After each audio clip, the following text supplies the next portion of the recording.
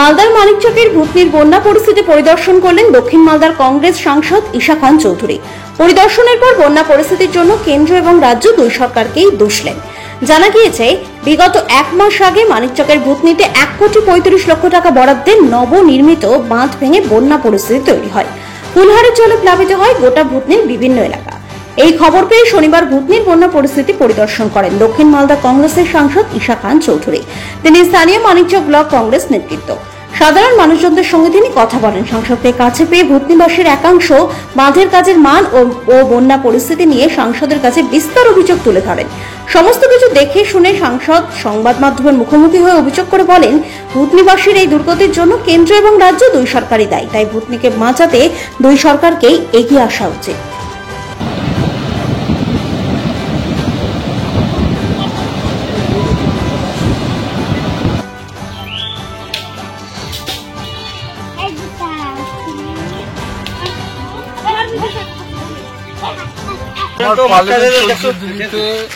আমি মানিকচক আর ভূতনির খবর শুনে আমি দৌড়ালাম, একদিনের জন্য এসেছি। আমার মনটা খুব খারাপ। আমাদের দক্ষিণ চণ্ডীপুর থেকে যেখানে গত বছর জল এক্সপেল হয়েছে, আউট হয়েছে, এখানে তো এবার জল ডুবছে। গত বছর প্রায় 6 ফুট 8 ফুট জল ঢুকেছে দক্ষিণ উত্তর চণ্ডীপুর এবং হিরানন্দাপুর পুরো ডুবে গেছে, ইলেকট্রিক চলে গেছিল, কোটি কোটি টাকা চাষ ড্যামেজ হয়েছে। এই বছর দেখছি সরকার জানাবার পরে সরকার সবকিছু জানে যে আবার হবে, আবার হতে পারে, যে কোনো সময় হতে পারে। তো এখানে যে দুই সরকারে আমি দায়ী দিব, কারণ বিজেপি সরকার তো এখানে কোনো দায়িত্ব নিচ্ছে না। আমাদের ভূতনি বিজেপি সরকারে কি বাংলাদেশে পড়ে না বিদেশে পড়ে সেটা আমি বলতে পারবো না। ওরা হাত ধুয়েছে, ওরা আমাদের এই অঞ্চলটা, এই 3টা অঞ্চলে ভূতনি এরা কোনো কাজ করে না। 2014 সাল থেকে ওরা এখানকার কাজ বন্ধ করে দিয়েছে। আমার কি প্রমাণ, আমি পার্লামেন্ট এই ব্যাপারটা 5 বার বক্তব্য রেখেছি, আর 5 বার জল শক্তি মন্ত্রী মানে ওয়াটার রিসোর্স মন্ত্রী আমাকে জবাব দিয়েছে, একই জবাব। ওনার জবাব হচ্ছে যে এটা আমার কথা নয়, কোনো রাজনৈতিক কথা নয়, এটা ফ্যাক্ট যে কেন্দ্র সরকার শুধু দেখে ফরাক্কা ব্যারাজের 12 কিলোমিটার এক সাইড আপস্ট্রিম আর 6 কিলোমিটার ডাউনস্ট্রিম, 18 কিলোমিটার মোট। তার মানে লালুবাবু যখন ছিলেন, ইউপিএ সরকার যখন ছিলেন, ইউপিএ সরকার একদম মানিকচক ভূতনি অবধি দায়িত্ব নিত। আর কাজ যে তো এখানেই লেখা আছে, মন্ত্রী বিজেপি মন্ত্রী চিঠিতে লেখা আছে মাত্র 18 কিলোমিটার। তো এই 18 কিলোমিটার পড়ে না। তার মানে এখানে বিজেপি কেন্দ্র সরকার কোনো কাজই করে না, এক পয়সা দেয় না এখানে। তার মানে আমি জিজ্ঞাসা করছি বিজেপিকে যে আমাদের ভূতনি কি বিদেশ পড়ে না বাংলাদেশ পড়ে না কোন দেশে পড়ে? আমাদের দেশে কিন্তু পড়ে না, কারণ ওরা এক পয়সাও দেয় না এখানে। এটা ওদের ক্ষমতার বাইরে। ওরা লিখেছে যে আমরা এখানে কাজ করি না, আমরা মাত্র 18 কিলোমিটার ফারাক্কা বাড়াচ্ছে। তো এটা একটা লজ্জার ব্যাপার যে এখানে যে আমাদের সরকার যখন ছিল, সোনিয়া গান্ধীর সরকার, মনমোহন সিং সরকার, আমাদের যেহেতু ফারাক্কা বাড়াজ থেকে একদম এখানে অবধি কাজ হতো এবং সবাই জানে যে যে করেছে কাজ। একটা হচ্ছে আমাদের বরকত গনি খান সাহেব, উনি এখানে একটা রিং বাঁধ করেছে গোটা মালদাতে আর ভূতনিতে। এটার জন্য ভূতনি কিছু কারণের জন্য বেঁচে আছে। আর ডালুবাবু আর ইউপিএ সরকার, যেহেতু ইউপিএ সরকার কেন্দ্র সরকার যখন কংগ্রেসের ছিল, ইউপিএ ছিল, তখন এখানে কাজ হতো। ডালুবাবু অনেক বড় বড় কাজ করেছেন। গোপালপুরে এখানে উনি পাথর অব্দি ফেলেছেন, বড় বড় বোল্ডারের কাজ। এটা তো যে কাজ তৃণমূল করছে, এটা কোনো কাজ বলা যায় না। এটা কাজ তো একটা সরু মাটি ফেলছে, তার উপরে হয়তো 1.5 ইঞ্চি ব্রিক 1 ইঞ্চি ব্রিক ফেলছে। আর এত সরু, আপনি এখানে সবাই দেখতে পাবেন, এখানে তো পুরাতন বাঁধ আছে আর নতুন বাঁধ দেখো, এটা কোনো বাঁধই না। এটা পাবলিক বারবার বলেও বলার পরেও সরকার কিছু শুনেনি, পাবলিক বলেছেন যে এভাবে বানালে, এভাবে যদি আপনারা সরু বাঁধ বানাবেন এটা কোনো কাজে আসবে না। পাবলিক একদম সঠিক বলেছে। আর তার জন্য এই যে যারা বলেছে, যারা মুখ খুলেছে, পাবলিক ভালো ভালো মানুষ, সব দলের, একটা দলের আমি কথা বলছি, সব দলের মানুষ কিন্তু বলেছে যে এটা এই কাজটা ঠিক হচ্ছে না, এটা এরকম বাঁধ থাকবে না, টিকবে না, তাই হয়েছে। আর তাদেরকে কেস দিচ্ছে। এটা কি সঠিক? এটা কি গণতন্ত্র আমাদের দেশ? এটা লজ্জা লাগার উচিত।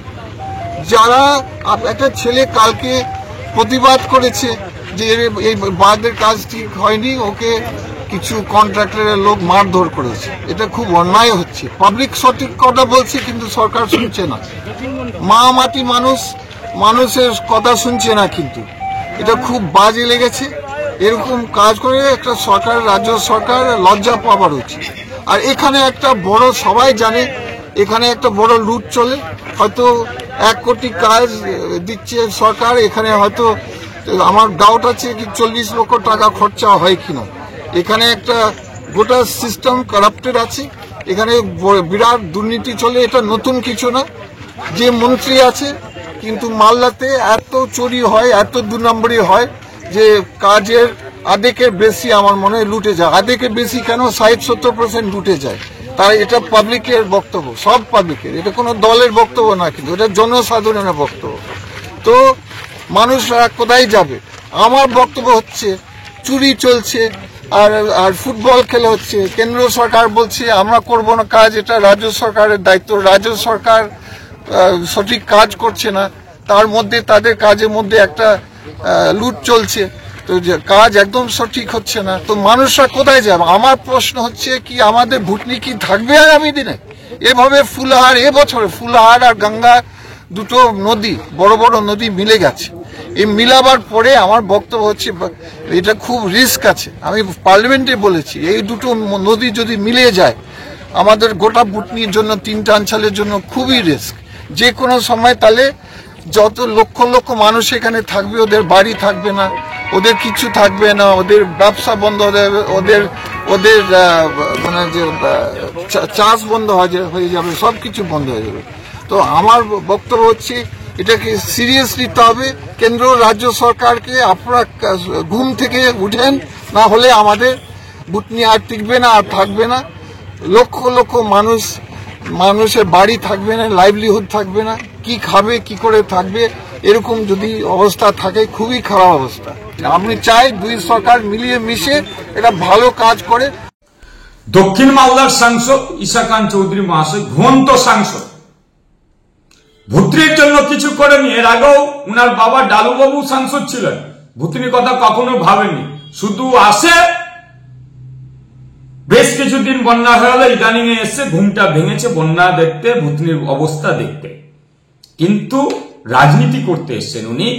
আর দেখতে না আসলে ঠিকাদার সংস্থা বা ইরিগেশন দপ্তর ওকে শেয়ারটা দিবে না, ভাগ দিবে না, কিছু উল্টাপাল্টা বলতে হবে।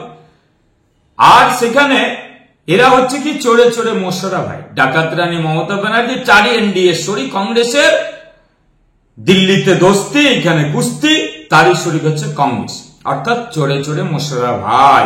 এরা হচ্ছে চোর, ভুতনি টাকা শেষ করবে, বালির বস্তার বাগ,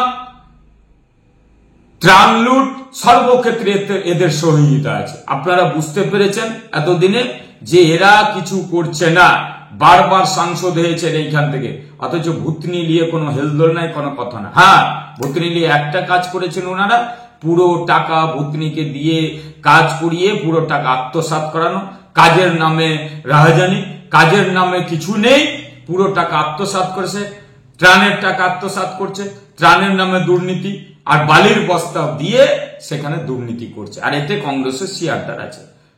ভুতনির মানুষ জেগেছে, বারবার বন্যায় পড়ছে, কোটি কোটি টাকা এখানকার লুট করছে, আত্মসাৎ করছে, ত্রাণ থেকে শুরু করে ভুতনির বাঁধ নাম করে বালির বস্তার বাঁধ করে সেখানে আত্মসাৎ করা হচ্ছে। আর শেষ দপ্তর একজন ঠিকাদারকে দিয়ে ভুতনির পুরো কাজ করাচ্ছে, কেন? তার সঙ্গে তৃণমূল কংগ্রেস আর শেষ দপ্তরের আধিকারিক মন্ত্রীদের সেটিং আছে। তার জন্য কিন্তু ভুতনিবাসী সেই ইরিগেশনের ইঞ্জিনিয়ারদের এবং সেই ঠিকাদার সংস্থাকে ঘিরে বিক্ষোভ দেখিয়েছে যে বালির বস্তার বাঁধ টিকে নামে মাত্র কাজ। এখনো দেখেছেন আপনি যেখানে কাটাবাদ 1,35,00,000 টাকা খেয়ে গেল, আবারও সেখানে বালির বস্তা ভরে ফেলেছে। টিকবে ভুতনিবাসী বলুন তো? টিকবে? এর প্রতিবাদ করতে হবে, রুখে দাঁড়াতে হবে, এদেরকে গঙ্গায় ছুঁড়ে ফেলতে হবে। আর এই সরকারের নেতা নেত্রীকে, এই সরকারকে ছুঁড়ে ফেলতে হবে গঙ্গায়, তবে ভুতনি টিকবে, ভুতনির বাস্তব জায়গায় পৌঁছাবে। নাহলে ভুতনিকে একের পর এক এরা খেয়ে যাবে, ভুতনির লোকজনকে খেয়ে যাবে। ত্রাণ খেলো, ভুতনির বালির বস্তার বাঁধ খেলো, এবং সর্বোপরি ভুতনির লোকজনকে এরা খেয়ে বসবে। আসবে তখন আসবে, বলবে যে আমিও আছি। কোনোই না, এখন কোনো কিছুই নাই, না মেম্বার, না প্রধান, না কোনো নেতা, না কোনো পেতা। এটা আমাদের উত্তর চণ্ডীপুর পঞ্চায়েত। বাচ্চা কাচ্চা নিয়ে কত কষ্টতে আমরা এখানে কত সাপ চলছে এখন, তোমরাই দেখো কত সাপ। জ্ঞানবারকে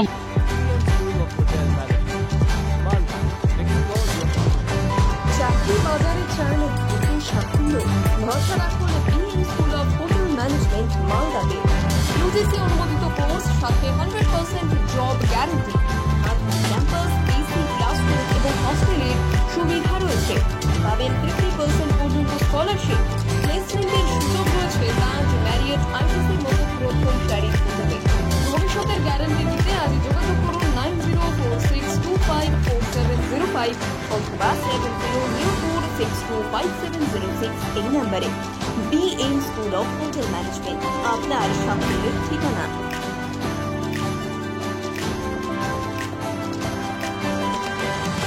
পাথর ছাড়াই প্রতিকার সম্ভব। মালদার প্রাচীনতম ভৃগু বংশ জ্যোতিষী পণ্ডিত এস শাস্ত্রী। দাম্পত্য সমস্যা, বিবাহে বাধা, ব্যবসায় অবনতি, পরীক্ষায় অকৃতকার্যতা, ভাগ্য গণনা, গোষ্ঠী বিচার, ঠিকুচি গোষ্ঠী এবং মৃত্যু ছাড়া সকল সমস্যার সমাধানের জন্য যোগাযোগ করুন জগদম্বা জ্যোতিষ কেন্দ্র, বিবেকানন্দ স্কুলের পাশে, মালদা।